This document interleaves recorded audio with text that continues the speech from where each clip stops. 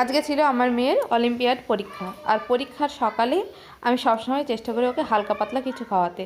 সেই জন্য আজকে আমি প্রেসারে একটু ডাল, আলু, চাল দিয়ে একসাথে ভাত করেছিলাম। দেখো, প্রথমে আমি প্রেসার কুকারে 1 কোটো চাল দিয়ে দিলাম। এবার চালটাকে ধুয়ে দিয়ে দিলাম 1/2 কাপ মসুর ডাল, দিলাম জল পরিমাণ মতো, আলু, গাজর আর মিষ্টি কুমড়ো কেটে কুচি কুচি করে ওর ভিতরে দিয়ে দিলাম। এবারে প্রেসার কুকারটা গ্যাসে বসিয়েছি। একটা সিটি দিলেই গ্যাসটা বন্ধ করে দিতে হবে। তারপরে 15 থেকে 20 মিনিট ঠান্ডা করার পরে একদম গরম গরম এই সেদ্ধ ভাত পরিবেশন করুন ঘিয়ের সাথে। এই ভাতের সাথে একটা ডিমের অমলেট থাকলে কিন্তু আরও বেশি মজা লাগে। কিন্তু মেয়ের যেহেতু এক্সাম ছিল, তাই আমি আজকে ডিমের অমলেট করিনি।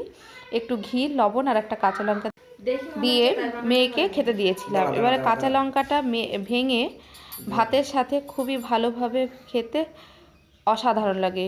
উফ, অপূর্ব লাগছিল।